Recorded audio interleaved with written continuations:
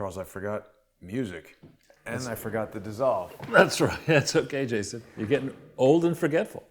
Well, sometimes we need to change at the last minute. It was nice. I was out before when I was on Alex Jones, but now it looks like it's about to pour. Yeah, exactly.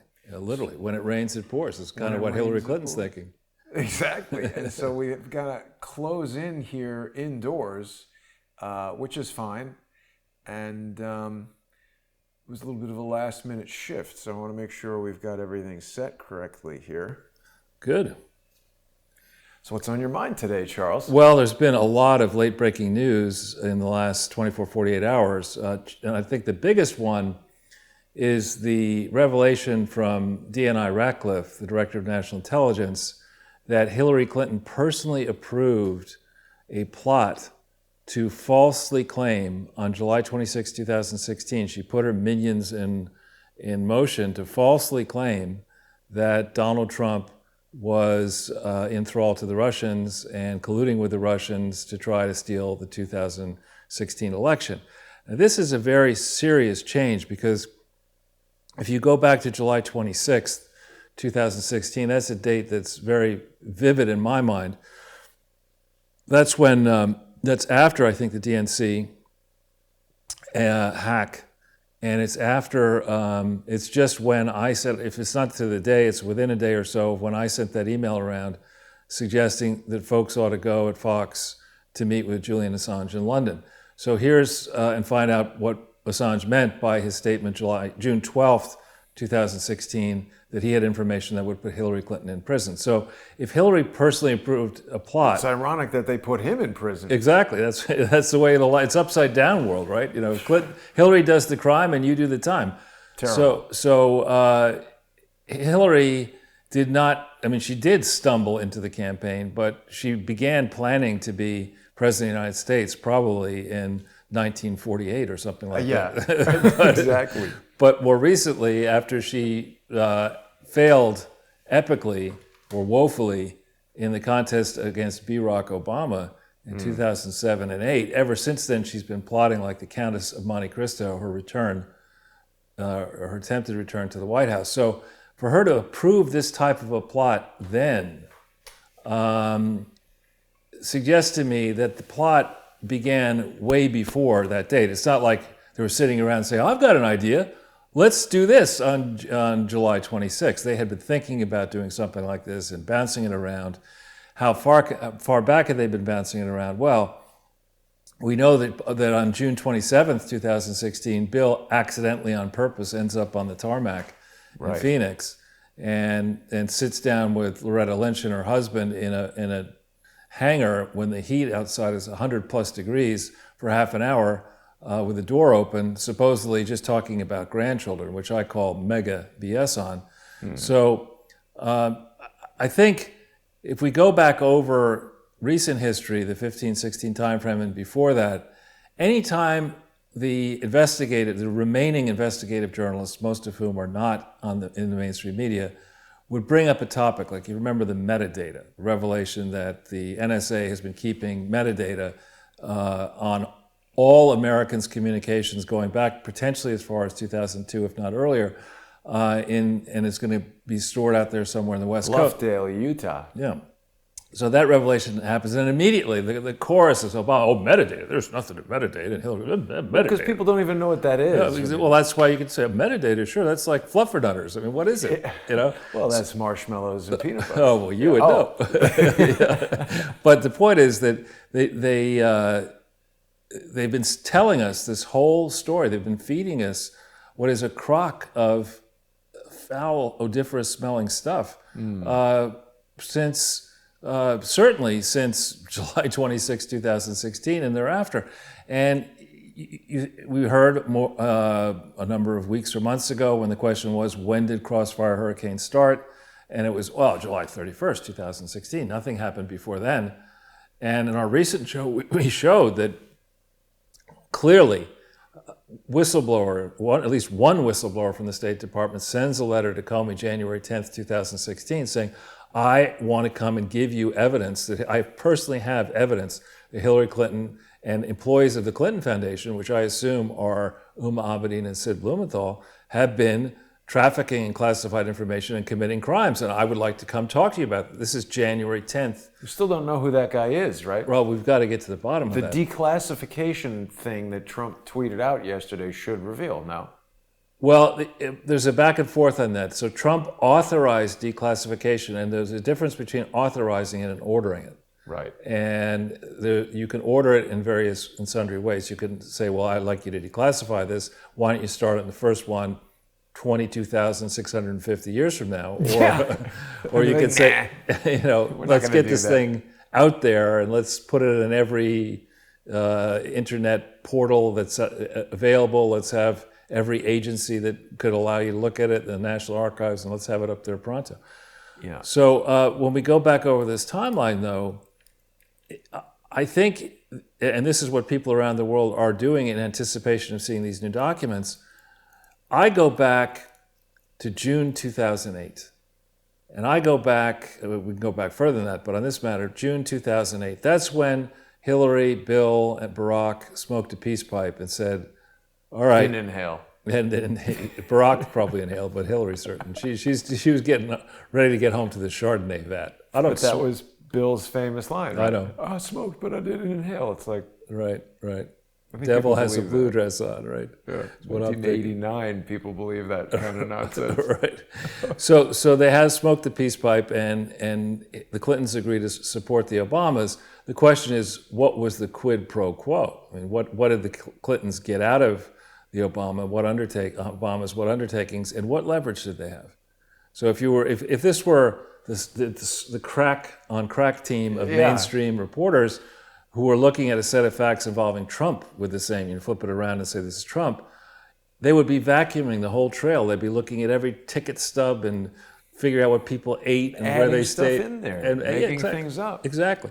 So you go back to then, and it's crystal clear to me that the Clintons had leverage on the Obamas. They said, well, you may have won the primaries, but that's just a thing. You may win the election, that's also just going to be a thing.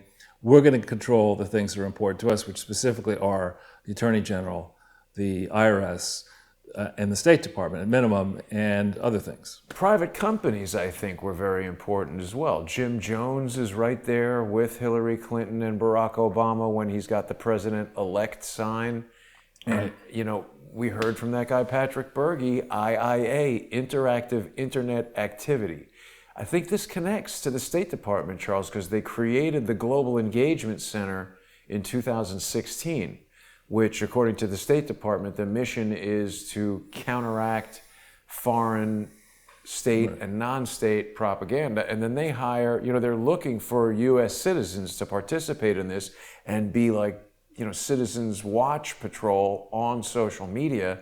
We're starting to see a lot of connections between some of the bozos that have been popping up their head for the past 4 years, potentially this State Department thing, this IIA stuff, they're agitating on the internet. Right. And so you go back over the ground, and every time somebody raises a concern, I'll raise a concern about the Clinton Foundation, and people say, well, that's been debunked. That's been debunked. Discredited is their other favorite. And I wish I knew those terms back when I was in elementary school. Charles, it sure seems like you copied that person's homework. That's been debunked. Oh, okay. The argument done. Yeah. The other thing Bill Clinton should have said is that, I never snorted cocaine, I just like the smell of it. Exactly. So you look at June 2008. In June 2008, we know that the Clinton Foundation understood they had a massive set of problems. We know from later reporting that in 2015 that Maura Paley, who became a senior person at the Clinton Foundation and the Clinton campaign, she recounted how Ira Magaziner and Anil Soni came in June, July 2008 timeframe and said, we got a problem. We stole a whole bunch of money, and they covered it up by just covering it up as they usually try to do. So they knew they had a problem in June 2008, July 2008. They then cobbled together this memorandum of understanding in November and December 2008, which curiously doesn't explain at all. It talks all about the Clinton Foundation. It says it's this, it's that, it's one 501c3 charity, and we're going to do this, or we're going to do that. It doesn't bring up the fact that when the thing was originally signed, 2 weeks later, they were slated to hold a big shindig in Hong Kong so that the husband of the incoming or forthcoming Secretary of State could hobnob with the richest people in Asia to figure out, to make sure that those people had the wiring instructions to bribe the Secretary of State and Obama. I mean, you look at this long trail and what they must have been trying to cover up, and then you think about Uranium One and the operations that were being run in this time frame involving Doug Campbell and others. These were happening at the same time, the Clinton Global Initiative, Grifter Fests. Who was Doug Campbell again? He was the one who went to the FBI and said, I think we have a problem here. I've spotted with this trucking company and Uranium One. And the FBI said, yeah, go on the inside and just work for us and work for them at the same time and you'll be off the hook. And he wasn't off the hook. Instead, they attacked the whistleblower. But the point here is that there's a lot of meat on these bones. And when I see the DNI finally releasing, Ratcliffe that is, releasing this information, and I think back to the pressure that was put on Ratcliffe the first time. You'll recall that he was put up for DNI the first time and they had to bring him back and say, well, we're not going to try to get him over the line now. Then they put Grinnell in, and he got a bunch of stuff done. Then they were able to get Ratcliffe back in. So here we have the revelation that Hillary approved this plot. And then I think more amazingly, the fact that the way we found out that Hillary Clinton was going to falsely accuse Donald Trump in his campaign of colluding or conspiring with the Russians is that Russian intelligence approached the Obama administration. Now, so who's colluding with whom here? I mean, this is like a Mad Magazine spy versus spy comic. I mean, it's tough to figure out who's on what side and how many sides there are. Yeah. But I've asked my acquaintance at Sputnik, with whom I've done over 100 columns, to try to use the resources of Sputnik to get some more color about exactly who at Russia approached, exactly who in the United States, in which agency, to tell that person or persons exactly what Russia suspected Hillary Clinton was up to. So they tell whoever it was, it bubbles up to Brennan. Brennan decides to brief Obama. And if you remember, Obama, all during his campaign, he's like a person I know pretty well. Anytime there's a problem, it's your problem, Jason. Anytime there's something to crow about, it's my success. You know? Right. Obama, anytime there was a problem, Fast and Furious, Benghazi, you name it. Well, I found about that with everybody else by watching television. That's what he always said. And he said the same thing about this whole, I found about it. No, you were briefed by John Brennan. And we have the meeting notes, John Brennan's meeting notes. And Ray and Gina Haspel tried to redact this information. And the president said, hang on, that's not going to happen. We're going to get the full. What we've got so far are redacted versions of Brennan's notes in briefing Obama.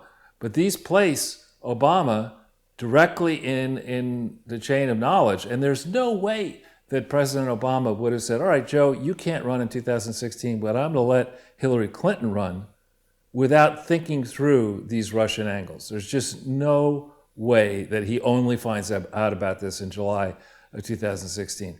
I think back, for example, to the very beginning of the relationship, the Obama-Russia relationship. Send Hillary out there to press the reset button, and the reset button in Russia doesn't read reset, it reads overcharge. And that doesn't go over so well. They muddle through it until about 2010 or thereabouts.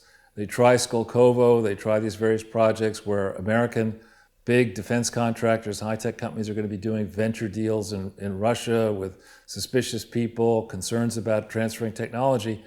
And so there's a long, complex set of interrelationships amongst pro and anti-Putin people in Russia and pro and anti-Obama people in the United States and other countries trying to concoct deals in Russia. And then for some reason we flip on a dime. We don't yet understand why we flip on a dime, and Russia and the United States are hating each other. Remember, Obama reassured Medvedev, Dmitry, I'll have more flexibility after the election in 2012. Is this mic on? Yeah. Did I just say that? Could I have everybody's phone back? Yeah. And then he wins in November 2012, and our relations with Russia could get ice cold after 2012. So why was that? Probably did something screwy with Putin and Medvedev. He's, most he's a likely in trickster. Ukraine. So the point being, why in 2016, with relations on the rocks between the U.S. and Russia, why would Russia come forward and alert, we don't know who yet, inside the U.S. government that Hillary Clinton was up to something? Why would they have done that? Maybe they're smarter than Hillary Clinton thinks they are. Well, I think they are. They're certainly smarter than Hillary Clinton, Right. because this is smarter than Hillary Clinton. Right. It's pretty smart, actually. But Yeah, I think I just found out that the Russians have built like the largest cargo jet plane or something. they have a bunch of them, Antonov or something. Yeah, and I mean, they're formidable. How would you feel, Charles, if somebody spent 4 years talking about how you did every crime under the sun? Well, this is one reason why I felt so willing to engage with the various parties, starting with Katya in May of 2016 and RT and all of many other media, because I looked at it and I said, all right, they're going to tar everybody who talks to Russia with a brush, which means that very few people in mainstream media and people who would appear on mainstream media are going to be willing to go on air. So why don't I do that? I mean, I don't know anybody in Russia, so why don't I go ahead and do that? And so I did a lot of that. What's your wooing? Well, is tarring and feathering a real thing is what I was wondering. And It is. what is the purpose of it? It's kind of the opposite of getting a facial. Oh, we're in a You really want to harm whole somebody. other territory here. Yeah, you really want to harm somebody with that. It's not a treat. Tarring and feathering, It was a I punishment. mean, it's torture or what is It's it? a punishment, yeah. Public humiliation. Huh. Yeah. Public humiliation, punishment used to enforce unofficial justice or revenge. I mean, if you think back to the day when people didn't really take baths that frequently, you do something like this to somebody in the middle of the West and you're far from a doctor, and this is brutal. But going back, I think that when we think about the state of play between Russia and the United States, it's not as if Russia is Somalia. I mean, Somalia is a pain in the ass, but they don't have nuclear weapons. The Russians have a hell of a lot of nuclear weapons. It's a vast country. It's underpopulated with only 150 million or so people. There are a lot of very smart people in Russia. It could pose quite a threat to our allies in Western Europe. And as President of the United States, potentially President of the United States, to say, for my next act, what I'm going to do is accuse my opponent in the campaign of being a Russian agent. What if she'd won? Right? I mean, think how many wars this woman would have started in the first 12 months of activity. And the risk profile, to think that you're going to do this and get away with it. Why would you think you're going to do this? She wanted wars. Well, she has the media, mainstream media in her hip pocket. And it's a big pocket because it could fit a lot of people. Wide hips. Yeah, exactly. I mean, she what's that? That's Skolkovo. What's happening with that now? I don't think it's Skoldeto. Is it? I don't know. I mean, I thought they transferred all kinds of technology. I think it was kind of like a Clinton Global Initiative for Technology. I think the idea was you'd have a series of regular meetings and companies would flock there. Nothing? Well, no. Companies would flock there. They'd talk plans and ideas for the future and how to collaborate, and you concoct deals, and maybe you get some deals on. But so you think about the risk profile of the Clinton team. You think about the risk profile of the Obama team. I mean, you're sitting there with Eric Holder and saying, we got a big problem on our south and Mexican border. We got guns running across the border. We got drugs. We got Let's kids. send more. Let's send some guns into Mexico and see where they end up. Oh, they killed one of our own border agents. Let's cover that up. But it never made sense, Charles. They claimed that they were going to send these guns and then track the guns. But how do you track guns? I mean, if they said they were going to send cell phones to Mexico and somehow electronically track the cell phones, that at least makes sense because you can hear people talking and use the GPS. A gun, how do you track it other than arresting the guy after he shot somebody? You have to look at all this, the Obama years, I think, through the prism of a political maniac. And what they thought they were going to do is the following. They knew, it was part of it, the plan was diabolically clever. They knew that the American population was aging. They knew that as you age, people become more and more fearful about whether they're going to get quality health care. They knew that if they could transition to a system where they would say this is going to be great for you and more people are going to have care, but in reality, the politicians were going to decide who lives, who dies, who gets that operation, who doesn't get that operation, that they would get the poor they thought they had, and then the middle class and even the richer people, because our system is such now that it's not the case that you could just walk in and say, I want this operation and I don't care how much it costs. I mean, you have a debate, I'm told, when you were presented with something that may or may not work. So they felt that they had, in Obamacare, they had an ability to control the masses. Common Core, they had an ability to decide, to score who wins and who loses in school, and they already had the endowed universities wired. I mean, this Yahoo, and who was a horrible student in high school, couldn't even get into a medium quality college, somehow goes to Columbia, somehow gets turned into the president of the Harvard Law Review, which is not the same as the editor. So they knew they could pick winners and losers amongst the students, the rising class. And the next and most important thing they needed to do was get our guns. Because in America, there are a heck of a lot of guns. And Bloomberg should be ashamed, Mini Mike Bloomberg should be ashamed of himself for leading this crusade against guns. Because his argument in his supercilious, nose up in the air thing is that everybody knows that 80% of the population lives in cities. In cities, the cops will be to your door in 2 minutes. You don't need a gun. Have you been watching the riots, Mike? But 2 minutes, it takes 2 seconds to get shot. Right. So what's 2 minutes? They can come and scoop you off the street. Right. Like so many scoops of gay ice cream, Charles. So if you look at this and you say the objective, remember, Barack Obama was not shy about saying what he wanted. As he got close to winning, he said, my objective is to fundamentally transform the United States of America. So he would take control of your health care. He would decide who's going to win and lose in school. He would take away your ability to defend yourself so you become ever more dependent on government. He would remake our relationships away from the Gulf kingdoms to Iran, promote this perpetual hostility against Israel. Why did he want that? Because he wants to wipe Israel off the face of the earth. I think Obama does. I don't think that he genuinely wanted peace in the Middle East. I mean, the moves that he made were so diabolically stupid, whether under Hillary or the not so merry John Kerry. So if you look at that past as a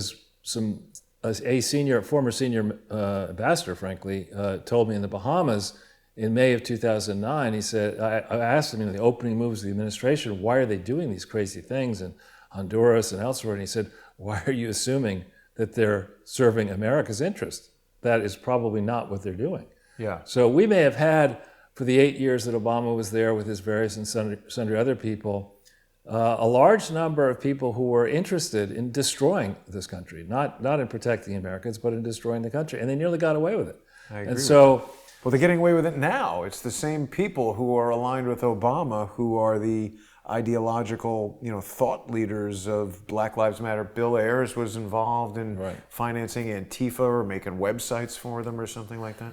Right. So what they're fearful of, I think, is this final set of days and innings leading through and after the election, where if Donald Trump is successful, which I hope he will be, in releasing this information, we're finally going to be able to say, and I hope people will do this, maybe we'll do it, go back and say, how many times and when did John Brennan, did Adam Schiff, did Jake Tapper, did Eric Swalwell, these idiots, how many different times did they say that notwithstanding Mueller's findings, that Donald Trump was a Russian agent, that he was beholden to the Russians because he needs his $400 million loan repaid or whatever. How many different times have they sold that narrative? And now we learn that it was Hillary Clinton who hatched this approved the idea. And who did she work with on this? As a suspicion, I don't think Bill is stupid enough to have agreed. I think this was one of her brilliant ideas. Oh, Bill, shut up over there. I know what I'm doing. He's got to be less involved, right? He's just like hanging out and I don't know. I mean, golf, and he doesn't really drink booze or do coke anymore, does he? I think he does. Since his heart attacks, I don't know if he can. His nose doesn't look as bulbous and red as it once did. But I think Hillary was determined, and Bill had his 2 terms, and she was determined, I think, to show Bill that she could run the country better than he did. And if you read through the various books, either hers or other accounts of her campaigns, she was upset with Bill, Clinton Inc. You can see it on her face. Like when I went to that thing where it was like an evening with the Clintons at the Beacon Theater, when he was speaking, she was looking at him like, you know how married couples are where you can tell the woman wants to strangle the guy? Mm-hmm. I'm surprised he made it out of there. That's not a good look. I had a deviated septum. Yeah. That's not a good look at all. I just had a ton of Coke look. How does it get that red? I mean, that's just... It's a lot of Coke. I mean, is it really that, or has he been punched in the nose? I don't know. That's some crazy stuff right there, Charles. So the Hillary Clinton development is one large development, I think, and the reaction that folks had last night was pretty major. Another development is Sidney Powell filing a brief moments ago to have Emmett Sullivan removed from the case. Wow. Those are so infrequently successful, but I feel like she could possibly do it here. Well, but here, I mean, we have now the revelation that Hillary Clinton, the political rival, the leader in the 2016 race, for much of the race, she was 10 to 14, 15 points ahead in the last poll and leading most of the way from October 1st through Election Day in 2016. If a FISA judge knew that Hillary Clinton had personally approved this effort to demonize Trump as a Russian agent, and also knew of the connections of the people who hated Flynn, including Obama, who said in his only meeting with Donald Trump, there are two biggest dangers in the world right now. One is Kim Jong-un, and the second, or ill, or whatever he is, or the ill Kim Jong-un, and the other is Michael Flynn. I mean, you've really arrived. If you are the second most dangerous threat to the world and you don't have a single nuclear weapon or a country or a currency. What was he going to do? I mean, well, he was going to expose, I think. Right. He was going to go back in as whatever he was going to be, National Security Advisor or DNI. He was going to go back in and audit what had happened in the last while, maybe not just the 8 years, maybe 16 years, to see how private contractors had fleeced us, to see how secrets had been monetized, to see who may have been engaged in treacherous activity, to see how the Obama administration and the Bush and other administrations may have been interfering in foreign affairs of other countries. I mean, he did pose a big threat to the mob. To the criminals. Yeah. But the thing is, Sidney Powell is right. Emmett Sullivan has been hostile. I just think that these, I don't know. I mean, she's doing everything that she can, but will they be able to get him to recuse? He's not going to recuse himself. Somebody's got to kick him out of there.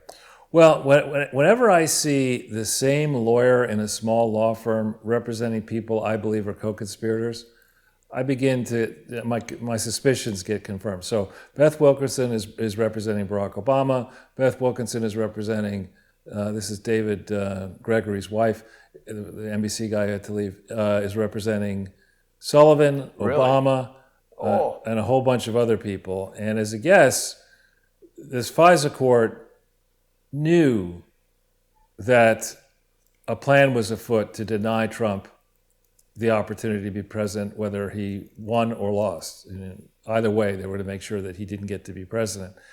And one tell in all this, and I'm not saying Chris Wallace directly conspired in this, but in the back and forth on Fox News Sunday recently, Steve Cortez, who was, I think he was an Hispanic outreach Trump person, but he's now a senior strategist for Trump 2020, he got into a fierce interchange with Wallace where he was saying that people have a right to be heard in the election. And Wallace said, oh, no, they don't. People, right? So, really, Chris? So we live in what is this, the kingdom of Wallace? I mean, Wasn't that movie, The King's Speech, he was going to marry a woman named Wallace, and that's why he had to abdicate the throne. That's Wallace, I-S, not wow. W-A-L-L-A-S. We could do a remake where he marries Chris Wallace. That's a great movie, actually. It is a great movie, but it would do better if there was some sort of LGBTQ angle. Of course you could, I mean, it's England. Actually, not to digress, Charles, but you and I have been having offline conversations about just the abject destruction of the entertainment industry. And I'm thinking about some of my friends who, everybody hates on Hollywood, and I get it. But there's a lot of regular people who work in that industry who are struggling. They're not going to have enough work hours to get their health insurance, and I don't know what the unions are going to do. But, people, I still say, we have not yet even come close to realizing the fallout of all this lockdown. And everyone's just like, put on a mask and close everything, and then we'll be fine. Well, it's kind of like those Monty Python skits about leeching, remember? I don't remember that I think it's about leeching. And in the old days, if you went into a doctor and they would say, Jason, you're sneezing, or you're this and this. Why don't we put on some leeches on your back, or wherever they put the leeches, to suck blood out of you or suck stuff out of you. No matter what it was, put some more leeches on the person. Put some more leeches. I mean, I'm not a medical person, but I call BS on the whole mask thing, because if it were clear that masks made a difference, it would also be clear that you can't use the same mask time after time after time. That you would be saying, make sure that one mask is good for X hours of use. Don't try to reuse them. Make sure you dispose, if you're intercepting potentially particles on the outside of the mask, make sure that you don't touch the outside of the mask or the inside of the mask, and don't burn the mask, put it this way. None of that. They're just saying, put on a mask. And as I got in a debate on this show, Press TV, with a person I suspect was drinking. Because he was making absolutely no sense. It's an English or Irish guy. It's comical. You could watch it, but drunk history. It was a drunk debate on his part, anyway. And he was trying to. Donald Trump is a super spreader. He's this. He's that. He's killed 200,000 people. And ridiculous. I know. And I said, well, let's get into the math a little bit. I'm not a doctor. Just get into the math a little bit. When did coronavirus first come to America? I don't know. So if you don't know, how many cases have there been? I don't know. Well, how many deaths have there been? 200,000. Well, how do you know that the 200,000 are all due to corona? Because it's a serious disease. You get coronavirus, the guy says, and it's going to cause a heart attack, or it's going to cause this, or it's going to cause that. I said, no. That's not the way it works. You probably have heart disease, you have other issues, you're overweight, you have diabetes, you have other comorbidities, and yes, perhaps it accelerates your descent into dangerous territory, but you can't say this is exclusively due to COVID. And the idea, you're absolutely right, to lock the entire economy down. This country, and myself, I could lose some weight. I mean, people are... most people could lose some weight. Well, I could lose 10 pounds. I could lose more than that. But the point is, and I'll prove it, I'll do it in the next month. But no, it's as if we would say, you know what? America has an obesity problem. What we're going to do now is nobody can eat. Kentucky Fried Chicken. No, nobody can eat until nobody's fat. Right. We'll put That's peer pressure. Idea. So you have all the people who are really very hungry going to the fat people saying, I want your food. Or whatever. Well, or the people would be like, what are you doing eating? Put that down. Like everybody would start telling you what to do. Right, and I would argue that perhaps if you went down that aggressive track, a lot of people would be punished.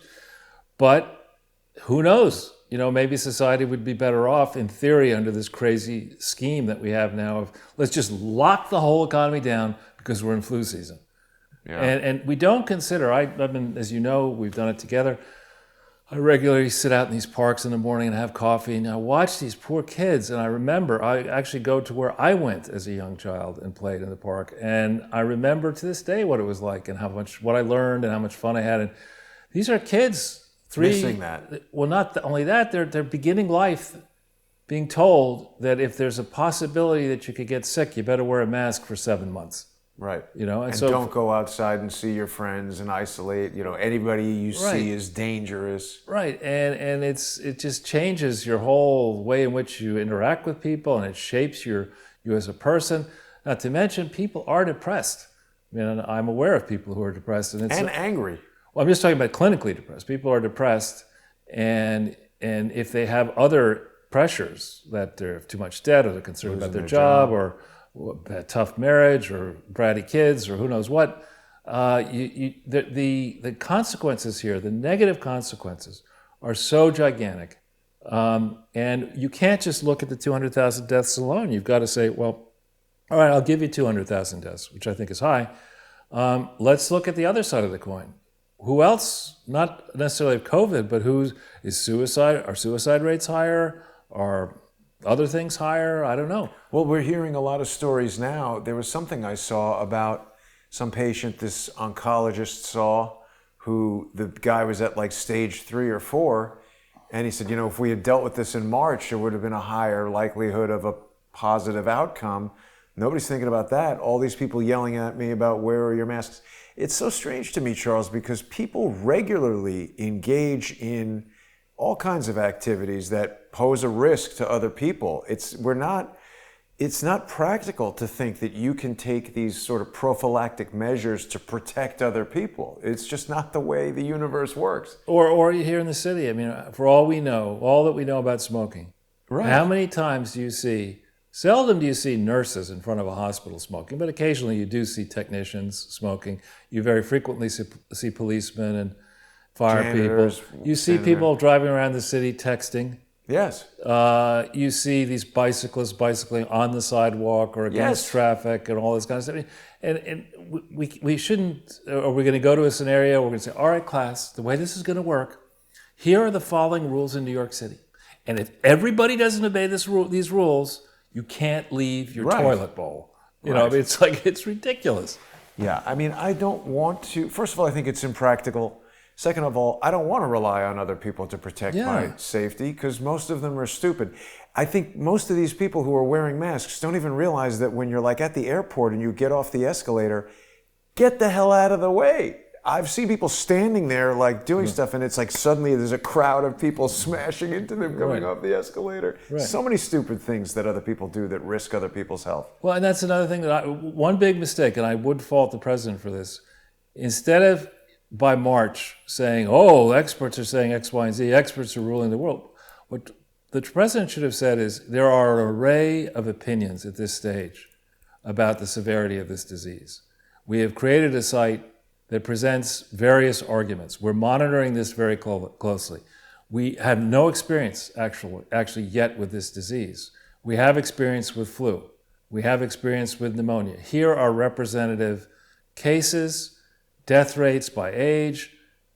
This is what happens every year. Regrettably, in the last decade, we've lost 2 million people to the flu, or 1 million, or whatever the number is. It's a huge number. I understand. John Cullen's been... And put it in perspective and say, every year, approximately 2 million people die in the United States, or 3 million, or whatever the number is. The lead causes of death are heart disease, this, whatever they may be.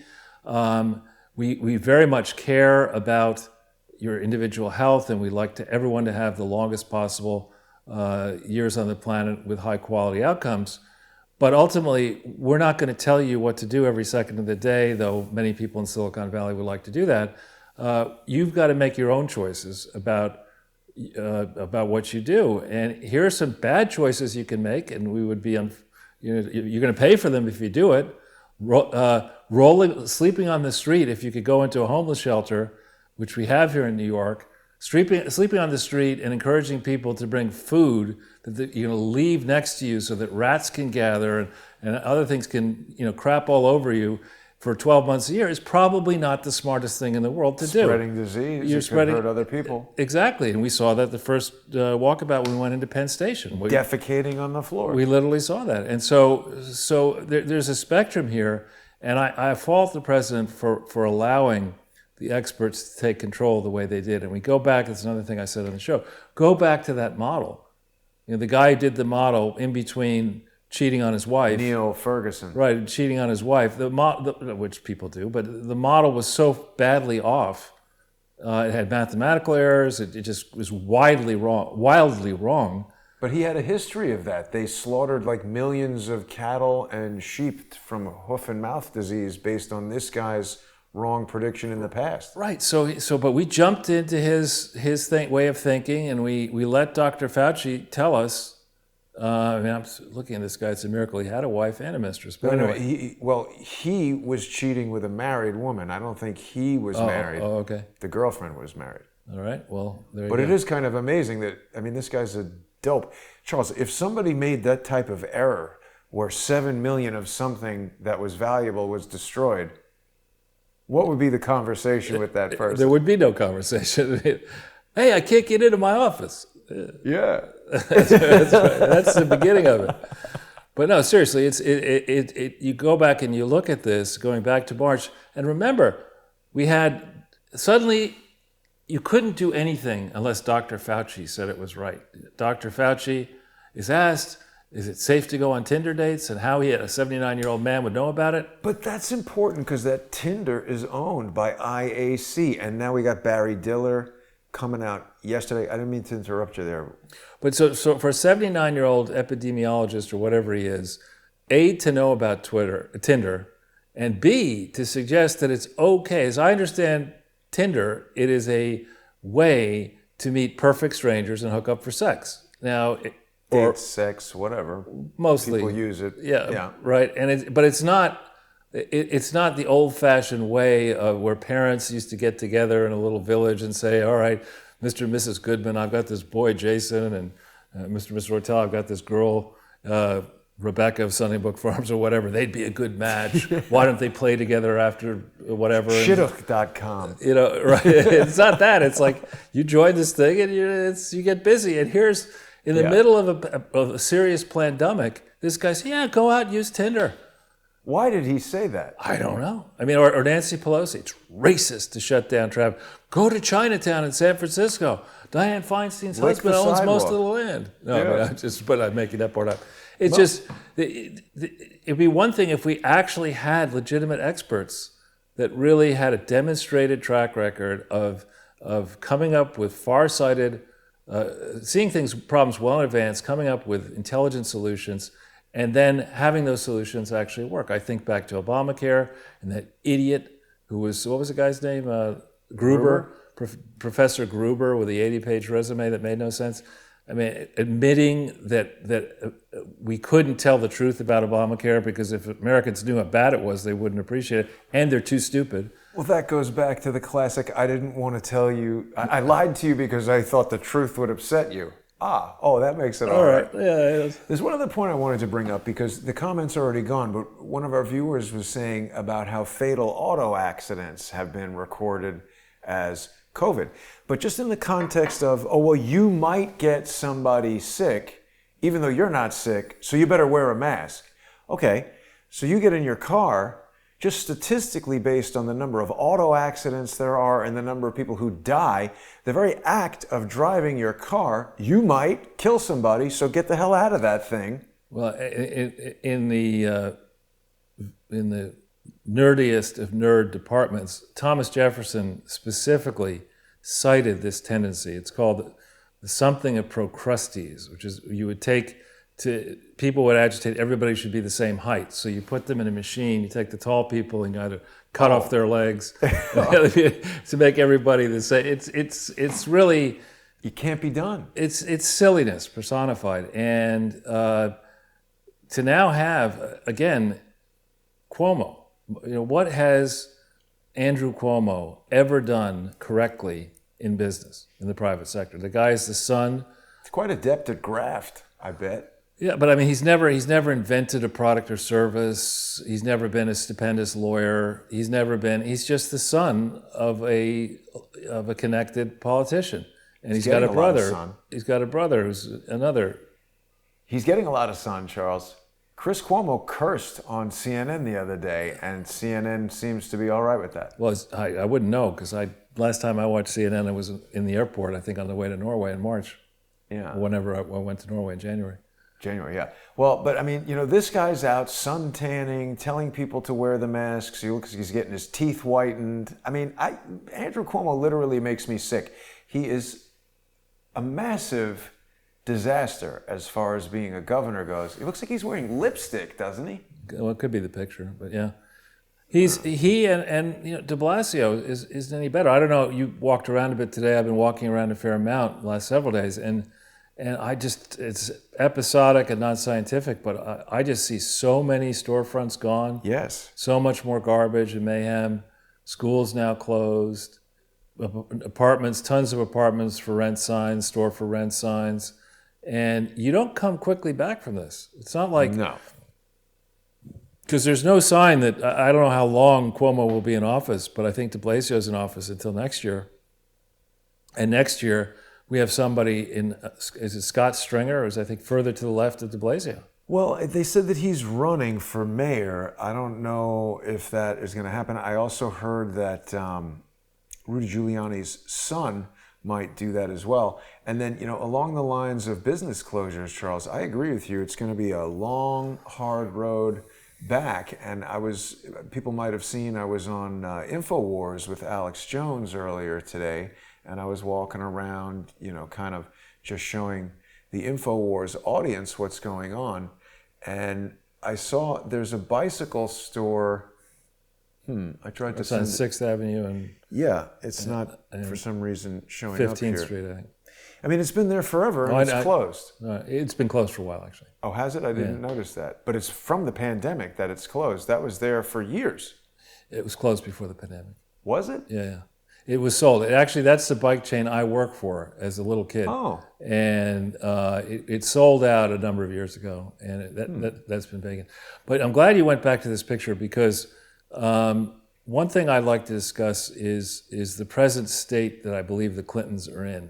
I did a piece for the American Thinker, which got, and thanks for the audience, a lot of traction on Lucianne, on Rantingly, on Instapundit and others, where I pointed out before the revelation of these documents and other issues that the real problem with the Clinton Foundation is not only, as I've been saying in the past, that not a single bit of the paperwork they filled out is actually correct, which you'd think that'd be a problem.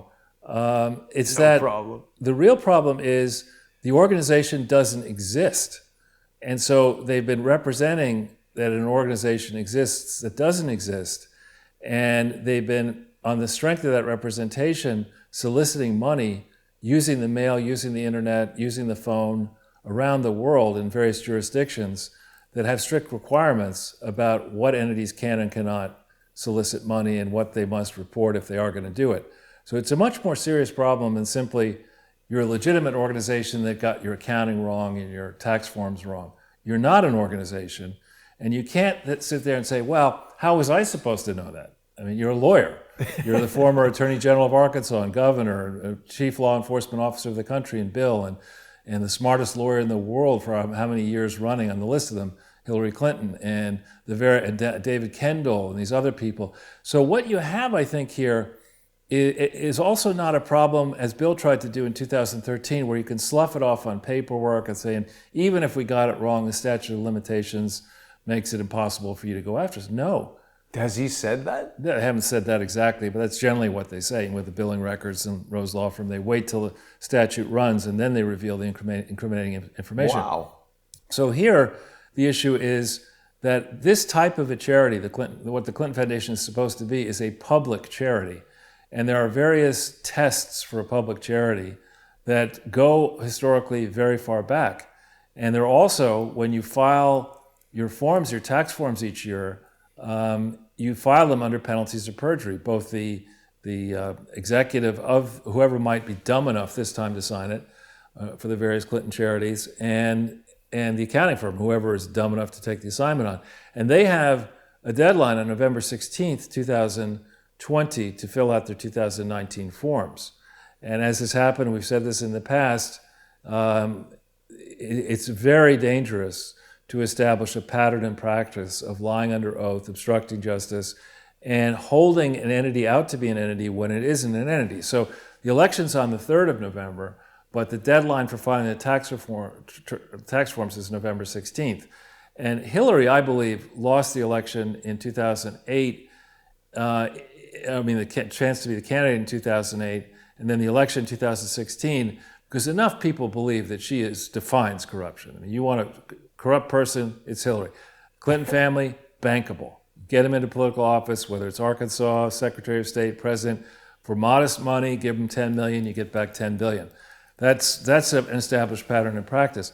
And now you're sitting here, it's taken a while to get a real team looking at this. And I get on my Twitter feed, oh, Charles, don't you understand? For this reason and that reason, John Durham won't do anything, Bill Barr won't do anything. I'm not buying that. I think we know there is a grand jury impaneled. We know the Clinton Foundation's been subpoenaed. We know the record stinks. We know it doesn't exist. And we also know that the one campaign promise, that major one that Donald Trump has not met so far in his presidency, is draining the swamp. Well, and hashtag lock her up, Charles. That's the big one. Right. And so he still has time. And so to do something. And Adam Housley is interesting. He's been tweeting out saying people need to understand that John Durham doesn't care about the 60-day rule, which is an informal understanding anyway. He doesn't really care. He cares about doing what's right.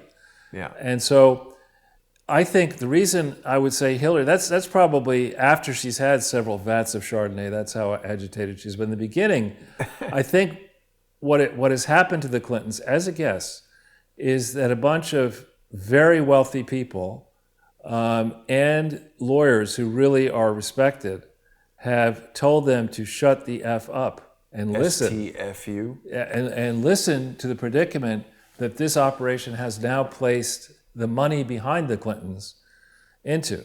So here you have a RICO suit against the people who, whether it's Williams and Connolly, who ran these big bills up to defend the Clintons without getting paid in violation of normal practice, who then curried favor with the Clintons and were able to make money off selling the books and selling books of their friends, whether it's the accountants that didn't do the good job, or the trustees who were political people and instead of being truly independent, did the bidding of the Clintons, whether it's Bill Gates and other wealthy donors who thought, rather than pay 10, 20, 30, 50 billion dollars in antitrust fines, I'll just shoot the Clintons 100 million, 150 million, and I'll stay out of Dodge. Yeah. People like that, you start thinking about a real RICO suit with, let's say, Barr for some reason were to say, I've done my time, and I would guess that I believe Trump will win, once he wins, he could reshape the cabinet and he could take, thank you very much, Bill, for your service, and now let's put somebody else. You tell me whether it should be Trey Gowdy or Sidney Powell, or you name somebody, or Joe DeGenova for a year or two, somebody like that.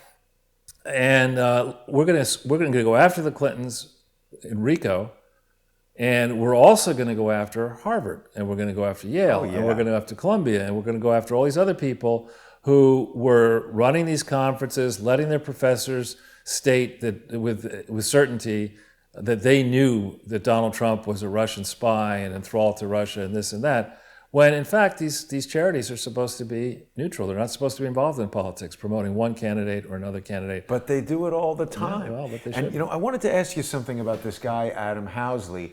I've heard of him, but I don't know that much about him. What is the story with Adam Housley? I think he was just at Fox for a while, and I don't know, a long time, and I think he's on his own now. I don't know why he left. Well, so he's got this tweet here from a few days ago.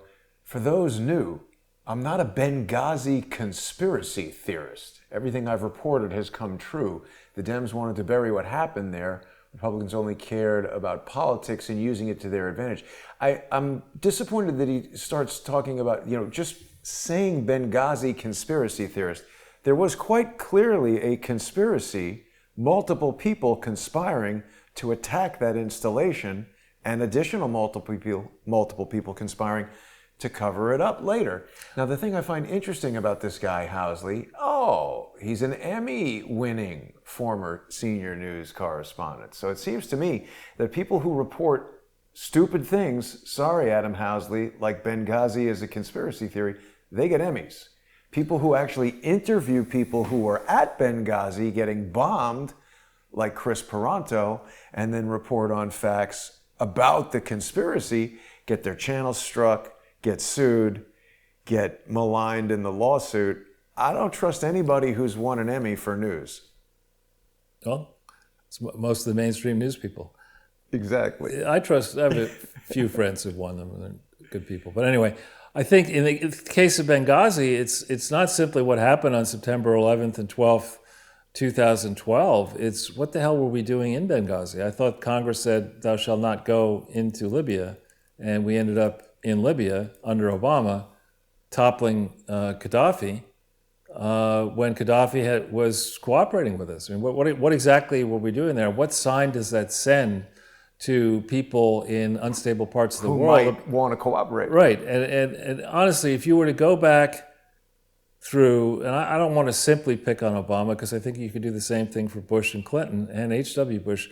If you were to have real schools of international, I hesitate to use the word affairs, but international politics and economics, to go through the case studies of how have American initiatives, English initiatives, Russian initiatives worked, Chinese initiatives, in various places in the world over time. How have these foreign aid programs or intercession programs actually worked? And I think you're going to find that precious few of them have worked well. Yet trillions of dollars has been spent on all this, and people get book contracts and they get movie contracts and they get to give speeches about their service and go from post to post and meddle in politics and go on boards. But honestly, how well have we done with our various foreign initiatives? Not just America.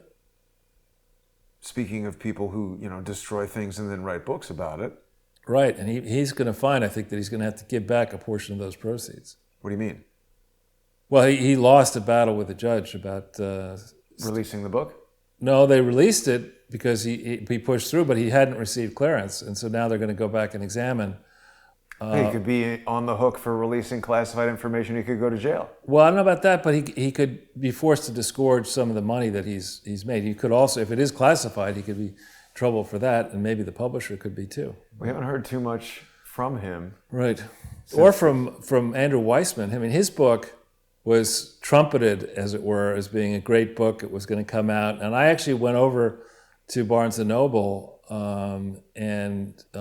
yesterday, actually, to see if I wanted to buy Andrew Weissman's book, and it just smelled. I'm just kidding. I picked it up, I looked at the index, and I said, well, if there's a mention of the Clinton Foundation in it, maybe I'll look at the book. No mention of the Clinton Foundation. Really? Yeah.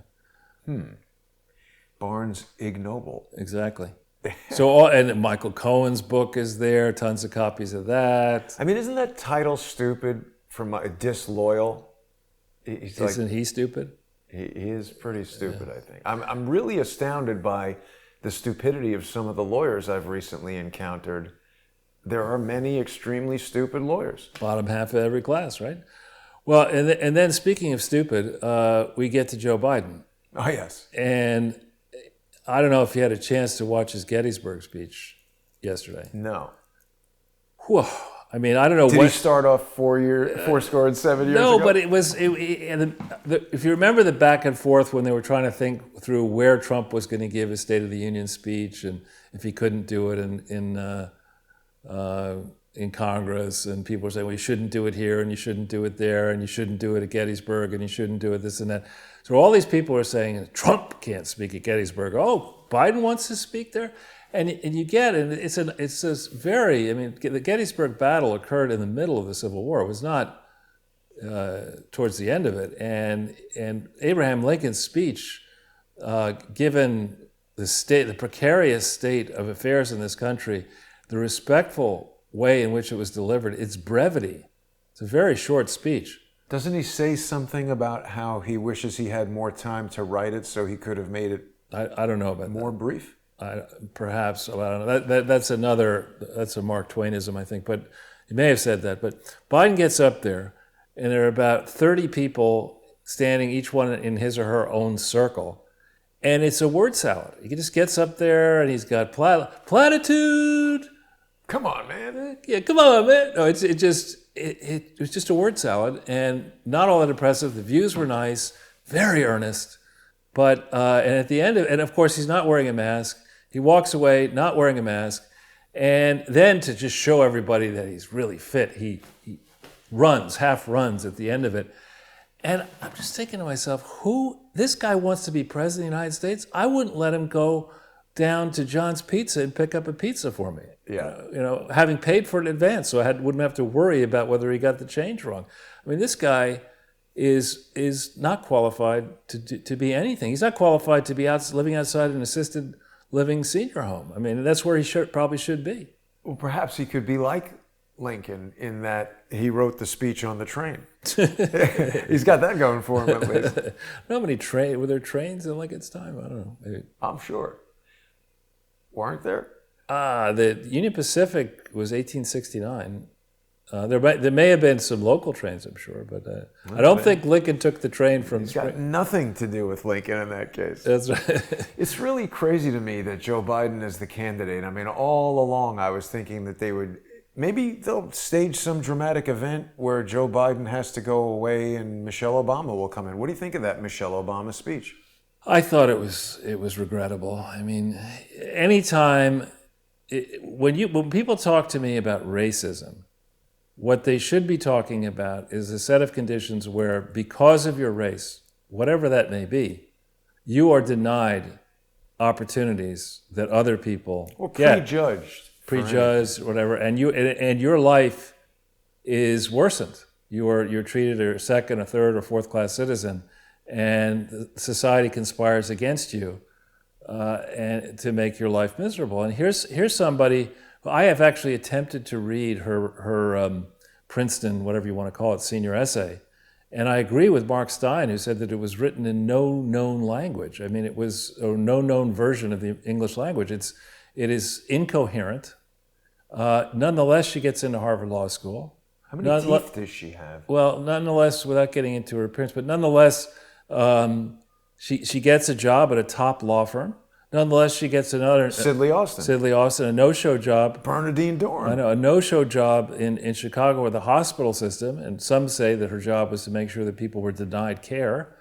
Then... Late-term abortion as well. And late-term abortions, things like that. And then she goes, from all of that, she gets together with Barack, and they have 2 kids, and next thing you know, they're living in multiple mansions, including a $12 million mansion in Martha's Vineyard, another $6 or $8 million mansion in Washington, D.C., another $2 million one in Chicago, some say one in Hawaii, a lot of Benjamins in the bank from the Netflix and publishing deals. How can you look at that and say there's systemic racism that has made her life horrible? I mean, it's a rags to riches story here.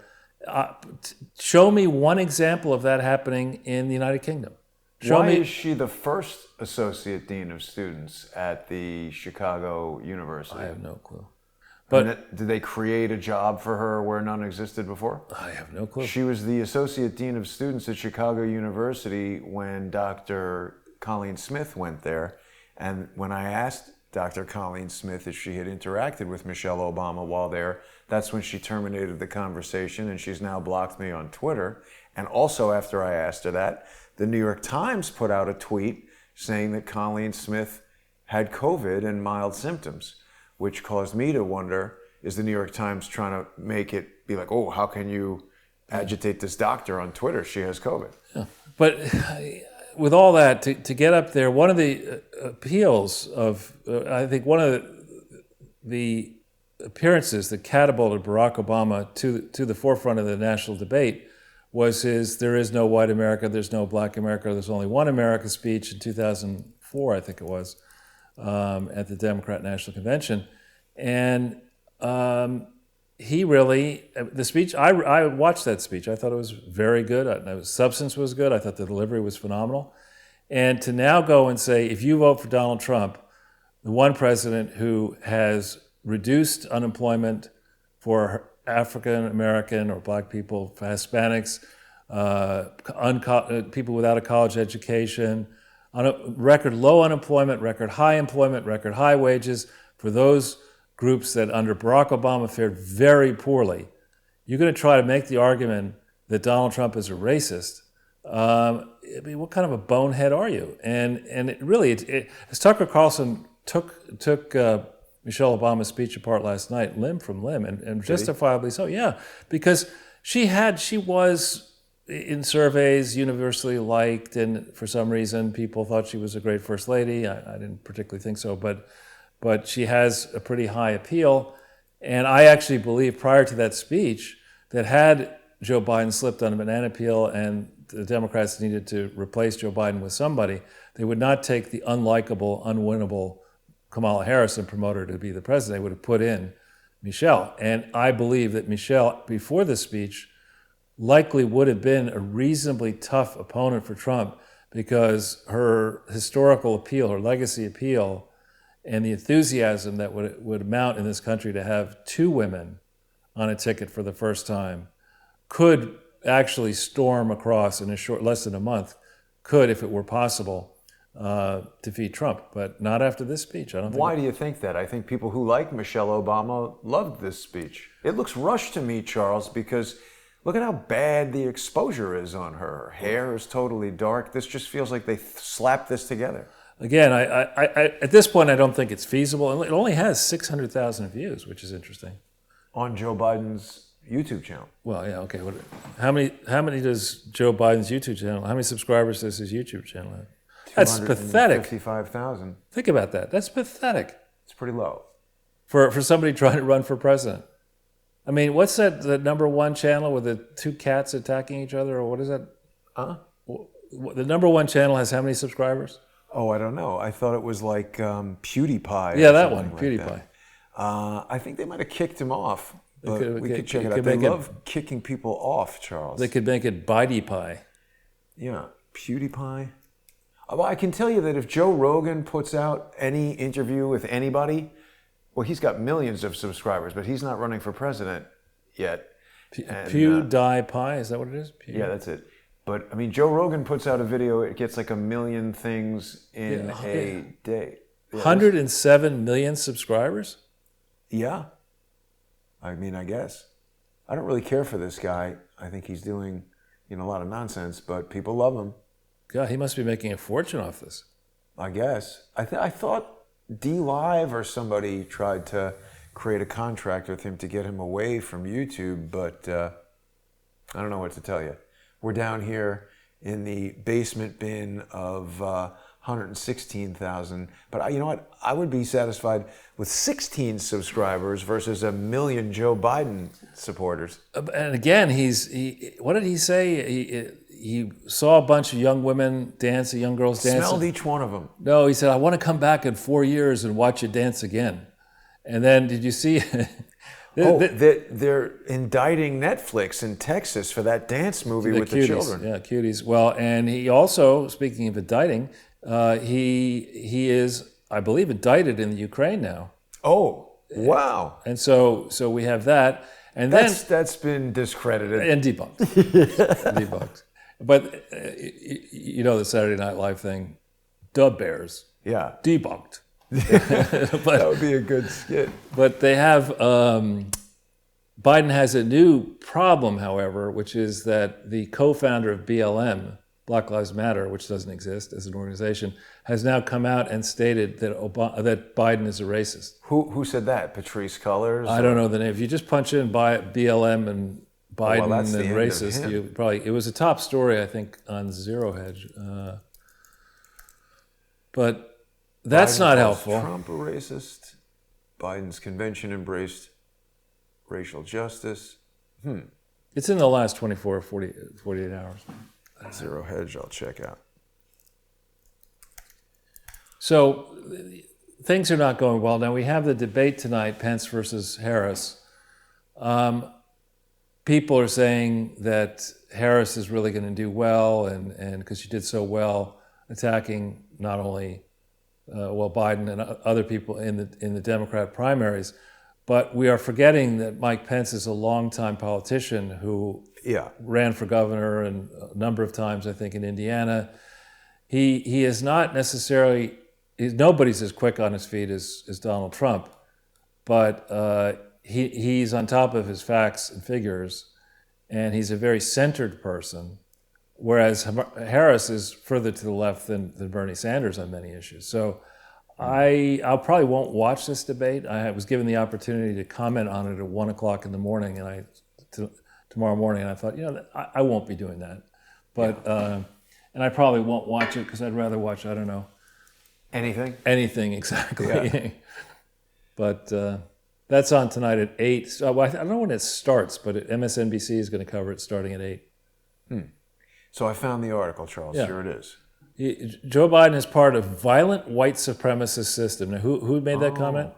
It says, this is, There's her picture. yeah, but I don't know who that is. Dr. Melina Abdullah, She's one of the founders. co-founders of the original Black Lives Matter chapters. There is no, this is the Los that's a Angeles chapter. chapter. There is no Los Angeles chapter. I mean, Well, not as a charity there isn't, but there's apparently, the bishop was talking about this, there's 16 different chapters, and that comports to 16, I forget the term, but it's got to do with this African religion called Odu Ifa, which is kind of like an occult right. sort of a thing. As my father would say, that's fascinating, but I'm just teasing. but That's actually something you would say to me. because my father taught me. But the point is they're holding themselves out as a charity and soliciting money. Yeah. And you can't just be a chapter. You have to be an organization. You have to be a I real... was trying to tell Robert David Steele that. He wouldn't listen to me. He'll learn. But yeah, I mean, the people are fun. They watch the Clintons do it. They watch Obama do it. Right. They watch the Bushes do it, Elder and Junior. And people in politics are fond of saying, let's have a sit-in or a movement or a speech or whatever, and we'll collect money, and we're a thing, we're legitimate. Were you at this conference? With a charity, you can't do that. Right. And you also can't advocate for, in a political contest, you can't say that Joe Biden's a white supremacist and you shouldn't vote for him, or you shouldn't vote for Trump. And you can't get up there and say, if we don't get what we want, we're going to burn the system down. By the way, please send us money. And we're not going to pay tax And we're on not it. going to pay taxes because we got to buy suits and clothes and Yeah. food. You know? You got to get the sap gloves, body armor, bikes, Right. a lot of cell phones to break. Well, Charles, this has been really just off the cuff, conversation, which you're excellent at. There's a couple things I wanted to bring to your attention. First of all, people in the chat noticed already that the main channel that we broadcast on, the Jason Goodman YouTube channel, is back in action, and we are able to live stream on there Let's see. once again. Some kind of machine just turned on. But this is excellent. This involved communication with the legal department at YouTube and pointing out the deficiencies in this complaint from the Emmys. So the next step with those Emmy guys is to meet with them in court and explain the same issues with the judge. But this is excellent that live streaming has been restored. The other thing that happened, Charles, is that I really want to thank Alex Jones and the crew at InfoWars for their continual generosity towards Crowdsource the Truth. They have now allowed Crowdsource the Truth to add a channel on banned.video. Wow. Yeah, I haven't been able to upload too many videos yet, but these 3 videos are there. 2 of these videos are banned. This is one with Alex Jones himself, and the Dr. Judy Mikovits video has been banned and removed from YouTube. So if people want to watch that, they can go over to banned.video, and there's now a Crowdsource the Truth channel on there. I'm going to do my best to get all the videos uploaded, but it's, takes a while, yeah. So we're working on that. But I mean, look at these numbers, Charles. We're still on these videos, which the Alex Jones video got pretty clamped down by YouTube. It's been up there for 6 hours, already almost 7,000 views. Dr. Mikovits' video, more than 1,000 views per hour. And we've also got Shelley Luther up there. That one hasn't been banned, so perhaps a lot of people have seen it on YouTube and elsewhere, but this is just another location that people can go to that they can see Crowdsource the Truth videos, and I'm confident that we're not going to be stifled for, questioning dubious medical science. By the way, this very video by the new broad, terms of service stuff, just the very fact that we're questioning Cuomo, all that, I think they have some way of getting in there and trying to, do something to slam us. So I continue to work to counteract that. I have hired a developer to create a video host that will replace what I currently use Vimeo for. We were speaking briefly about Barry Diller, and if we have some time, I want to ask you a bit about him. There's something I want to bring up, but it's weird because this attack from the Emmys, where they have issued a complaint to YouTube that YouTube now agrees what they have supplied is insufficient to keep Crowdsource the Truth shut down. We'll see what a judge says about their claims. But what happened right around the same time is that Vimeo started removing videos from the sponsor exclusive shows on subscribestar.com/crowdsourcethetruth and patreon.com/crowdsourcethetruth. So the new bespoke video host will be just for Crowdsource the Truth sponsor exclusive shows, and that'll be coming very, very soon. The thing I wanted to ask you about with regard to Barry Diller, there was an appearance, I saw it on Twitter yesterday. Where did it go? Let's just say. With Maria Bartiromo? Yeah. What do you think of that? Well, Maria knows a lot of the famous people here in New York, so Diller was a co-founder of Fox News. Right. So he was on Fox Business, and he was talking about how New York is being destroyed. I mean, he strikes me as one of the guys who'd be likely to buy it up after it's ruined. The state of New York City is devastating. That's October 1st. Was it? But somehow it was tweeted recently. It says here. No, you're right, October 1st. So it was a few days ago. But there was something else he said in here. I don't know. It just seems strange to me. Why is Barry Diller so out front now? I don't know. I mean, he's a multi-billionaire, I think. He's created a lot of wealth for himself and for investors. He's a force to be reckoned with in the legacy media and influential, I think. And doesn't that firm own Daily Beast and yes, things like that? I wouldn't have thought of him as somebody who would resist de Blasio and Cuomo, but who knows? That's maybe. why I think it's a ruse. The other thing that's interesting about Daily Beast is that they recently, you and I have been very skeptical of QAnon, and I remain that. But the Daily Beast did this big expose of Field McConnell and this other guy who maybe people know, Mr. Holmes South, who is represented by the same lawyer as Robert David Steele. And Field McConnell, as people know, was a guest on this show. Charles, I'm convinced that there was some sort of operation going on to get people like Field McConnell, David Hawkins, myself, to rally around this QAnon and then to debunk it, discredit it, and make everybody around it, be discredited. And Phil McConnell went to jail. This all came through the Daily Beast, controlled by Barry Diller's Interactive Corp. Well, I think the mainstream media is now in the process of being finally discredited and debunked, because we go back and think about when we started together, June of 2017, it's just as Mueller was in his early stages, and we very quickly said, oh, wait a minute, Donald Trump's not obstructing justice, he's obstructing injustice. I mean, there's no predicate to the Mueller, no valid predicate to the Mueller investigation. We started saying that in 2017. I would argue that the Mueller investigation tipped the November 2018 election result to the Democrats, and that had Mueller been, the idea that there would be a Mueller investigation had been struck down in May 17th, 2017, we probably would have gotten Obamacare replaced. We certainly wouldn't have wasted all this time. And I think, I brought it up in a different interview, but I'll bring it up here. I think of my ex-wife, who was, over time, she gradually had very different political views than I, and she was convinced that Donald Trump was a Russian agent based on all this Mueller stuff, and she I can't imagine why you got divorced. Well, she went to her death believing that, and you can't at this stage say, well, let's bring her back and say, oh, by the way, Clarissa, we were wrong.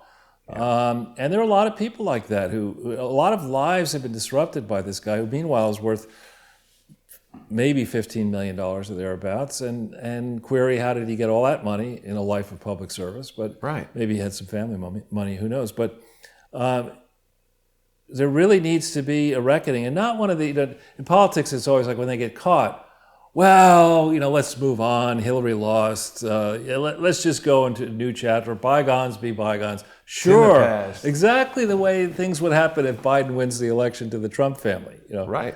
If Biden wins and they take the Senate and the House, it'll be. I promise I will leave the country not later than. No, I'm just kidding. But people will be out of here. I petrified. don't know where you'll be able to go. Just one more thing on this, Charles. And again, I'm not, promoting QAnon, just observing that it's interesting. I know that a lot of people who support Donald Trump are interested in QAnon, and today, Facebook totally banned it. I can't help but notice a pattern of internet sites and, Facebook and YouTube accounts that conservatives and Donald Trump supporters are all getting, shut down at this last moment. I got kicked off Facebook. There's no more Crowdsource the Truth on Facebook. I didn't see a BBC article about that, but they seem to be just doing whatever they can do to shut everything down. Yeah, it's amazing. And did you see the story? Trump has tweeted it out. A couple interesting things he tweeted out. There's the story that this recent town hall, which was supposedly a bunch of undecided voters. Oh, yeah. Somebody did the research and figured out that the very same people who were in that town hall had been in another town hall and were identified as pro-Biden voters. So I watched a bit of that town hall too, and it was just unwatchable. Terrible. It's the kind of stuff that you imagine people who are learning English as their third language in North Korea get together and pretend that they know how to speak. I mean, it was just, it was rubbish. And if that's the best enthusiasm that Biden can muster for a friendly crowd, I mean, after the fact, certain, I think it was MSNBC people were asking Democratic strategists, is that really the best he can do? I mean, because it wasn't, yeah, let's go vote for Joe. It's like, what did he say? What? Yeah. I think the best thing that Joe Biden could do is go back and find that listen fat guy and actually have like an exhibition boxing match against him. Yeah. Or do push-ups with the fat guy. And yeah, see. you can listen, or do some rap song. Listen, fat, and maybe. I got a great idea. Instead of all this mail-in voting and whatever, let's just have Biden and Trump do push-ups. Whoever can do more becomes president. No, I don't think that's too good for Trump. Trump's not really in good shape to do I don't push-ups. think that's so good. Biden's eyes would explode if he did one push-up. No, what they do is they get those circus wires that are invisible to the eye, and they put exactly, there's Biden doing 1,000 push-ups. Yeah, he goes, no hands. That's right. Well, I think we've covered a lot of stuff today, Charles. Was there anything else you wanted to discuss? Well, you did see this thing, celebrities go nude for a public service announcement on... I did not see that. Yeah. Depending on the celebrities, that could be a And good or bad Chris thing. Rock, Amy Schumer, So far, I don't want to see either of those people Right. naked. Chelsea Handler. It's not getting better. Yeah. There was some older dude as well. None of these people are on the list of wanting to be seen naked. Yeah. But there are a lot of movies shutting down. It was interesting that you and I walked by that movie theater on 14th Street that had a sign kind of appealing to de Blasio and Cuomo. There's been all this talk about how the schools in these 9 zip codes in Queens, mostly Hasidic Jewish neighborhoods, have been shut down. The Jewish community feels that the mayor is targeting them as a minority. Yeah. Well, so aren't you going to ask me about the hat? What hat? No, I decided actually when to make my views more specifically known after this recent revelation on Hillary Clinton. This idea that she personally ordered July 26, 2016, a plot to frame Donald Trump in the midst of her campaign, and then after the fact would say that he was a Russian agent and all this kind of, that she did that. It's not acceptable. It's not something you can debate. Right. So you do that, it's in hockey you get pulled out of the game for Penalty box. But you should get thrown out of the sport. Yeah. You should go directly to jail for this. Correct. I agree with that. And so what I'm noticing, and I just want to close by saying one thing, that when I think about the differences from 2016 to 2020. In 2016, at this time frame, I was very much involved, very frequently involved in all kinds of radio and television and podcasts or whatever. And I wasn't convinced in October, this time in October, that he would definitely win. I think October 7th was when the first WikiLeaks stuff started dropping. And I'm pretty sure, I was just looking at that. And that's today. That's today. And so, and as I started looking through those WikiLeaks drops and saw the Clinton Foundation stuff, that's when I began to get very, very confident that we were going to win. But back then, if you contrast 16 with 20, 16, Donald Trump was a celebrity and he was good on his feet and a great campaigner. But a fair question that I had in my mind was, can this billionaire who runs a multi-generational family company where the senior Trump calls the shots and there should be no politics because he just makes all decisions, can that type of a personality migrate from New York City, where he's king of the hill, to Washington, D.C., the swamp, without ever having a lick of experience in politics? Can he defeat the swamp? Was a fair question in my mind. And then in Hillary, unlike Biden, in Hillary you had somebody who the mainstream media would say that actually she's accomplished, she went to Yale Law School, get a standard litany of things that they would say about her, that she was the brains behind the Clinton governorship and presidency and all that kind of stuff, Secretary of State, Senator. Yeah, you couldn't say about Hillary fairly that she had no political credentials. She had them. I would argue they were horrible, but she had them. And the campaign in 2016, when she fell on her face on September, literally fell on her face. She put the pain in campaign. Right. 4 years after Benghazi, she does a faceplant at a time where people are wondering, does she have the stomach to lead the country against our tough opponents around the world? I think her campaign suffered quite a wound back then.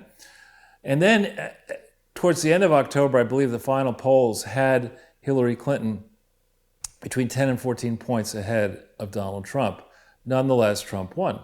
So scroll forward to 2020. We know Hillary Clinton's endemic corruption, charity fraud, arrogance, nastiness are well known. She's proud of it. She's very proud of it. But you look at Biden's campaign, if you could possibly imagine in 2020, such as it is far worse than Hillary Clinton's worst days on the campaign trail. It's amazing. So you have that. He's cracked the glass floor. Right. He's going the opposite direction. Right. And so you have that. He's a worse candidate. He's not liked. People say he's liked. I mean, how can you say that? The approach that he takes, the lying dog-faced pony soldier, listen fat, et cetera, I mean, he's pretty nasty when he's challenged. Right. And one of the things I admired in Reagan was that he would go into a hostile audience and they would ask him tough questions and he would answer them and convince the audience that he was right. Disarm them. Convince them. An audience that came into the show thinking that they were right and he was wrong would leave the show saying, I hadn't thought of it that way. The Reagan guy's pretty smart. Biden's never done that. No. And beyond that, he's corrupt as hell. I mean, he's never worked an honest day in his life. He's living in a DuPont mansion. And then you start thinking about what we see anecdotally on our walkabouts and read about that the African-American community, the Hispanic community, that Kaylee Fernandez over the weekend at a rally in Los Angeles on air said that she had been leading BLM rallies in July, but had come to she was red-pilled and she thought about it and she believed that actually that Biden was atrocious and her particular shtick or concern was Biden's treatment of young women. But the Democrats are taking for granted the Hispanic American, the African American, the Jewish community. They are also assuming that people are going to vote for Biden because they are more concerned about Trump than worried that Biden will not follow through on his progressive promises. And I don't think that's the case at all. Having watched what happened in 2016, well, frankly, a large number of progressives were in touch with me. I was on several Ask Me Anythings with thousands of progressives. I was on progressive radio constantly, and they just loathed Hillary. So the idea that the Democrats are sitting pretty, and come election day, for somebody who doesn't campaign himself, who can't be bothered to campaign himself, who doesn't have a good idea. He has all kinds of bad plans, but no good ideas. a person who can't stand up and say that what Americans want is jobs, not mobs, a person who has trouble completing a sentence, a person who can't draw a crowd, a person who's never turned a profit legitimately in anything and has this family with all kinds of problems, that he's going to do better against Donald Trump in an environment where if you don't know who's speaking to you on the phone, and even if you do, you're not necessarily truthfully going to answer what you think about Donald Trump in a survey. So where we learned in the Hillary thing that the polls were off by call it 13 to 17 points. That was the factor in roughly the factor in 16. If you assume that's the case now, you're talking landslide for Trump. I think so. And you might be talking, and I actually hope you're talking, not so much for Republicans to come in, but for conservative economic types, Democrats and Republicans. In 18, we had a bunch of Democrats come into the House who in theory were going to be conservative, and instead you end up with people like Ilhan Omar and those type of lunatics. You could see a shift in the House, even if we don't retake it, to a place where deals will get done. It'd be nice if we did retake it and you got rid of Nancy Pelosi, let her go to the same, check into the same assisted living Hair salon? assisted living, hair salon, and ice cream parlor that Joe Biden should check into. And let's get the country moving again. Yeah.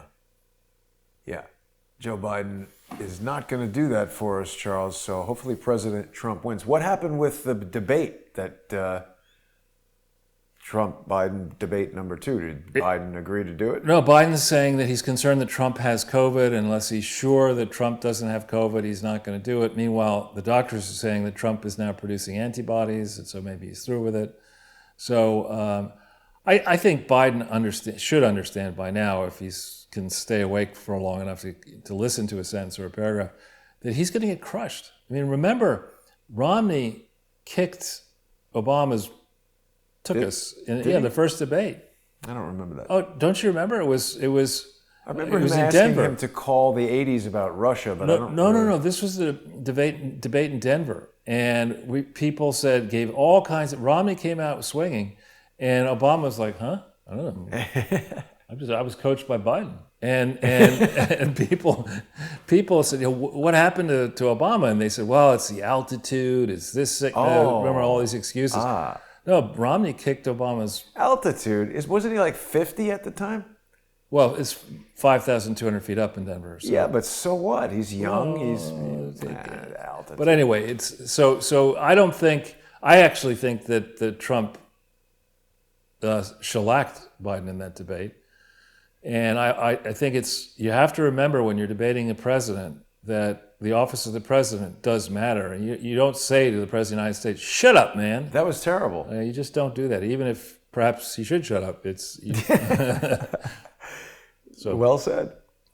All right, well, so Charles, we have a special guest booked for Sunday, so we might not be walking around. Well, I hope we'll be walking around, just not on the show. Well, right, exactly. But we will be back then. I want to thank everybody for tuning in. The live streaming is back. This is sort of my October surprise for the president of television. That's good. And the Emmy Awards. We're back. And it does seem like a lot of people are doing whatever they can do to shut down any... It's like a race of inches, right? A game of inches. They're just trying to do whatever they can, and we're pushing back in the other direction. So I hope that people will become sponsors on subscribestar.com/crowdsourcethetruth or patreon.com/crowdsourcethetruth.